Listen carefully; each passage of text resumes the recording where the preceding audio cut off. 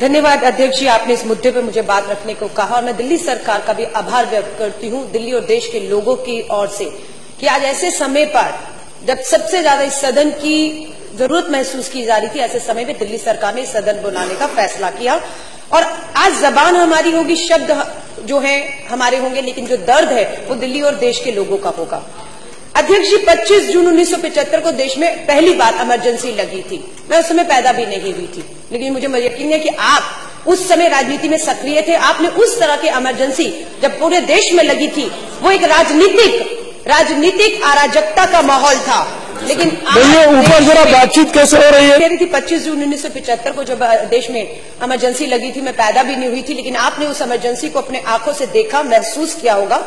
उस समय भी बहुत लोग थे जो उस समय जब इमरजेंसी लगी उसकी तारीफ कर रहे थे, उसे ठीक ठहरा रहे थे। और बहुत से लोगों जो ठीक ठहरा रहे थे, मुझे लग रहा है आज उसी तरह बहुत से हमारे खिलाड़ी हैं, बहुत से हमारे राजनेता हैं। मुझे लगता है कहीं ना कहीं दबाव या बंदूक रख के उनसे ये हालात जो देख रहे हैं उसे नजरअंदाज करते हुए सरकार के इस कदम की जो तारीफ करवाई जा रही है। यही उस समय पहले भी हुआ था। पूरा देश में अराजकता का माहौल उस समय राजनीतिक था, इस समय राजनीति के साथ आर्थिक भी है।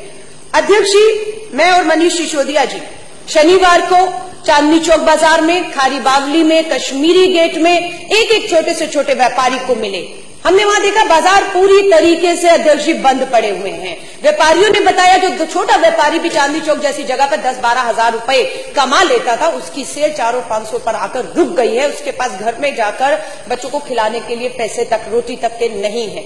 लंबी लंबी लाइनें लगी हुई हैं। अध्यक्ष जी, मैं एक चीज के ऊपर ध्यान दिलवाना चाहती हूँ, 2-3 चीजें हैं। नरेंद्र मोदी जी देश के प्रधानमंत्री ने 8 तारीख की रात को 8:17 के ऊपर सारे टीवी चैनल पे लाइव आए और हमें लगा कि पता नहीं क्या हो गया। पहला शब्द था काले धन से लड़ना चाहते। पूरे देश में खुशी थी, मुझे भी वो शब्द सुनकर बहुत खुशी महसूस हुई कि प्रधानमंत्री 2.5 साल बाद शायद अपना कमिटमेंट पूरा करने जा रहे हैं और ये बिल्कुल देश काले धन से लड़ना चाहता है। लेकिन जैसे जैसे उन्होंने अपनी बात को आगे बढ़ाया तो हमारे पांव के नीचे से जमीन हट गई, क्योंकि हम जमीन के लोग हैं और हमें मालूम था कि ये जो फरमान जारी किया जा रहा है उसके बाद देश और दिल्ली के अंदर हालात क्या होने वाले हैं। अध्यक्ष जी, सबसे बड़ा मजाक उन्होंने तब किया जब 8 तारीख की रात को वो तुगलकी फरमान जारी करते कि 500 और 100 के नोटों पर पाबंदी लगा देते हैं और 9 तारीख की सुबह हवाई जहाज लेकर जापान रवाना हो जाते हैं विदेशी दौरे पर। और वहां जाकर जो भारतीय कम्युनिटी उसमें बहुत ठाके लगाकर, तालियां बजा बजा कर जिक्र करते हैं उस बूढ़ी मां का जो कहीं वृद्धाश्रम में पड़ी हुई है। ये कहते हैं मेरी बात हुई एक मां से, जो पता नहीं कब बात होगी, बड़ी हैरानी की बात, और कौन से आश्रम की कौन सी मां से प्रधानमंत्री जी की बात हुई। जुमले गढ़ना इनसे सीखिए कोई। उन्होंने कहा वहां पर जापान की हमारी इंडियन कम्युनिटी के सामने कि मुझे एक मां ने बहुत आशीर्वाद दिया। उन्होंने कहा कि मेरे बेटा बहू मुझे वृद्धाश्रम में छोड़ गए थे, लेकिन अब मुझे उनको मेरी याद आ रही है और मेरे बैंक में 2.5 लाख रुपया जमा हो गया है। वो माँ कहाँ है, वो कौन सा आश्रम है, कब बात हो गई प्रधानमंत्री जी से जिसका जिक्र वो जापान में जाकर कर रहे थे, ठाके लगा रहे थे। अध्यक्ष जी, वो माँ मुझे मिल गई है, मैं बताना चाहती हूँ। और उस माँ ने मुझे कहा, जिस माँ की प्रधानमंत्री जी से बात हुई वही माँ उसी हिसाब से मुझे भी बता रही है कि मोदी जी को जाकर कह दीजिए कि मुझे नहीं मालूम मेरा बैंक खाता वो कौन सा है, मुझे नहीं मालूम मेरे बेटे ने कब और कैसे 2.5 लाख डाला है। अगर आपकी जानकारी में है मोदी जी, तो जाइए मेरे बेटे को काला धन मेरे खाते में डालने के मामले में गिरफ्तार करिए, जेल में डालिए।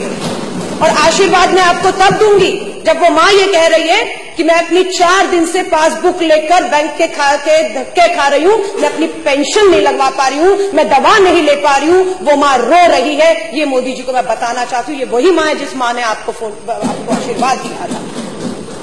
अध्यक्ष जी, सबसे बड़ी बात, खाता नंबर मैं बता रही हूं ऑन रिकॉर्ड 5545100034। ये किसका अकाउंट नंबर है अध्यक्ष जी? पश्चिम बंगाल के भाजपा के जो खाता है, पार्टी कार्यालय का खाता का नंबर बता रही हूं, दोबारा बता रही हूं 5545100034। मैं क्यों इसका जिक्र कर रही हूं? अध्यक्ष जी, प्रधानमंत्री देश के कहते हैं ये जानकारी बहुत खुफिया रखी गई है, किसी को इसकी जानकारी नहीं दी गई है। 8 तारीख की रात को 8:37 में घोषणा करते हैं और उसी दिन सुबह 500 और 1000 के नोट भाजपा कार्यालय बैंक के खातों में जमा करा देता है सुबह सुबह। ये कोई पूछेगा कि 1 करोड़ रुपया जो भाजपा के खाते में सभी के सभी 100 और 500 के नोट जमा कराए गए वो कैसे आए? और ये एक ही उदाहरण नहीं, ऐसे बहुत से उदाहरण है अध्यक्ष जी जो मैं आपको गिना सकती हूँ। और मुझे लगता है बिल्कुल जो जांच की मांग की जा रही है, भाजपा के एक एक कार्यालय खातों की जांच होना बेहद जरूरी हो चुका है। ये कहना कि ये जानकारी किसी को नहीं थी, ये बिल्कुल झूठ है। इसके एक और अब मैं आपको सबूत दे देती हूँ। अध्यक्ष जी, मैं पूछना चाहती हूँ, ये शख्स जो है संजीव कंबोज, ये कौन है? ये पंजाब का भाजपा का बहुत बड़ा नेता है। ये ट्वीट पर 2000 नोटों की गट्ठी की तस्वीर डालते हैं। और कब डालते हैं? मोदी जी घोषणा करते हैं देश के प्रधानमंत्री 8 तारीख की रात को। और संजीव कंबोज जो भाजपा के बहुत बड़े नेता है पंजाब से, वो ये खबर डालते हैं 10:53 सुबह 6 तारीख को, 6 नवंबर को, जब देश को नहीं पता था कि 2000 का नया नोट आने वाला है, उसकी शक्ल क्या होगी। उसको आरबीआई जो है मोदी जी की प्रधानमंत्री की घोषणा के बाद जो है उस नोट को दिखाती है पूरे देश में कि वो नोट कैसा होगा। लेकिन भाजपा के इस नेता के पास इसकी जानकारी, इसकी तस्वीरें, ये नोट कैसे थी, ये तो देश जानना चाहेगा, कैसे इनको खबर थी इसकी।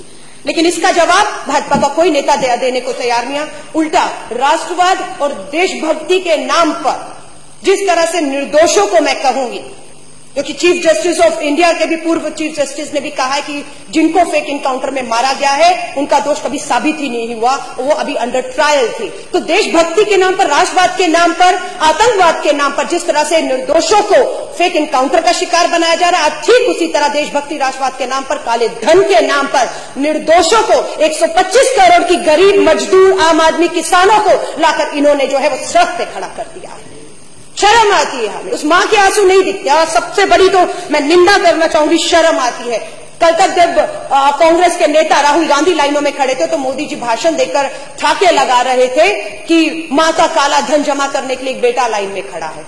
और आज मैं कहूंगी, क्या देश के प्रधानमंत्री जी, आपकी भी माता जी को आज आपने 90 साल की उम्र में लाइन में खड़ा करने को एक फोटो कहूंगी, एक अपॉर्चुनिटी की तौर पे आपने देखा, 90 साल की मां को लाइन में खड़ा कर दिया है। बहुत से देखे हैं, मैंने 4000 रुपया लाइन में खड़ा होकर निकाला और सबसे पहले 4000 में से 2000 लेकर मैं अपने 80 साल के करीब, मेरे पिताजी की उम्र होने वाली है, 75 साल के ऊपर मेरी मां है, सबसे पहले अगर 4000 निकाला तो 2000 अपनी मां को देकर आई कि मां जरूरत हो तो रख लो, मुझे पता है आप लाइनों में नहीं लग पाओगी, आपको शुगर की बीमारी है। देश के प्रधानमंत्री 4000 बदलने के लिए अपनी माता जी को खड़े करते थे। बहुत सी माताओं की पेंशनें नहीं मिल पा रही हैं, वो रो रही हैं। अध्यक्ष जी, और मैं आपको बताती हूं, इसके अलावा बाबा रामदेव जी ने भाषण दिए थे, नरेंद्र मोदी जी का चुनावों में समर्थन किया था, काला धन आएगा और 15 लाख आएगा सबके खाते में। हम इसी देश का इंतजार कर रहे थे। जब मोदी जी घोषणा करने लग गए, मुझे लगा शायद काला धन वापस आ गया और सबके खातों में अब 15 लाख आने वाला है। लेकिन अध्यक्ष जी, होता क्या है, अभी एक अलवर की वीडियो जो है वो क्लिपिंग चल रही है किसी न्यूज चैनल की, उसमें बाबा रामदेव अलवर राजस्थान का कोई उपचुनाव होना है, उसके उम्मीदवार हैं, चांदनाथ प्रत्याशी है, उनके प्रचार में गए तो उनको भूल गए कि मेरे सामने माइक और कैमरे लगे हुए हैं। जो भाजपा के प्रत्याशी चांदनाथ हैं, वो बाबा रामदेव जी के कान में कहते हैं, अरे बड़ी मुसीबत आ गई, मेरा भी पैसा पकड़ा गया। ये उनके शब्द हैं।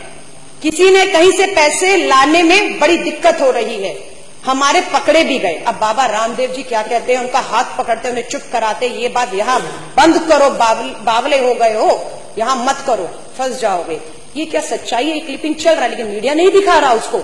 उसके ऊपर बाबा जी से नहीं पूछा जा रहा किसका कौन सा पैसा पकड़ा गया। ये वही बाबा रामदेव है जो आज पतंजलि में अंदर जो करोड़ों रुपया, मैं कह रही हूं, आप सरहद पे खड़े जवान का बाबा रामदेव हवाला दे रहे देशभक्ति के नाम पर। बाबा रामदेव जी, आपका हम लोग आपको तब हम मानेंगे जब आप पतंजलि के दरवाजे खोल देंगे और आटा और नमक और चीनी और भूखे जो लोग आज हैं उनके घर तक आपका पतंजलि का सामान पहुंच जाए। पर आपके यहाँ पर भी काले धन को सफेद करने का काम चल रहा है। दूसरा, भाजपा के ही बहुत बड़े नेता, बहुत नाम फेमस हुआ, सुषमा स्वराज जी वहां से चुनाव जब लड़ी थी, बिल्लारी ब्रदर्स करके माइन माफिया हैं, सीबीआई में उनके केस चल रहे हैं। 16 तारीख को उनकी बेटी की शादी है। ये हिंदुस्तान टाइम्स की न्यूज़पेपर में इसका खुलासा है कि 500 करोड़ रुपया बिल्लारी ब्रदर, रेड्डी ब्रदर, भाजपा के लीडर जो है नेता, 500 करोड़ रुपया अपनी बेटी की शादी पे खर्च करना चाह रहे हैं। क्या इसकी कोई जांच करेगा कि ये 500 करोड़ रुपया जो शादी पे उड़ाया जाएगा ऐसे माहौल में, वो कहां से आया? वो कैश है, बैंकों से आया, कैश है तो कब और कौन से बैंकों में ये बदला गया? अध्यक्ष, इसकी कोई जानकारी अगर आप मांगेंगे तो आपको देशद्रोही कहा जाएगा। अध्यक्ष, अभी एक और हिंदुस्तान टाइम पंजाब की खबर आई है कि पंजाब में 2 लोगों को 2000 के जाली नोटों के साथ पकड़ भी लिया गया।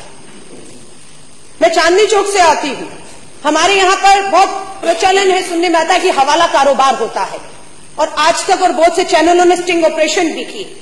किस तरह से रातों रात काला पैसा जो है वो सोनहारों की दुकान पर पहुंचा, सुनहारों ने कैसे जो काला धन स्वीकार करते हुए किस तरीके से काला धन लेकर सोना बेचा है, इसका खुलासा हुआ। अध्यक्ष जी, हवाला के थ्रू कैसे पैसा हो रहा है, जाली नोट आ चुके हैं, बिल्कुल इसकी चिंता जो है वो इनको नहीं हो रही है। अगर आप प्रश्न करेंगे तो आपको देशद्रोही कहा जाएगा, आपको जो है।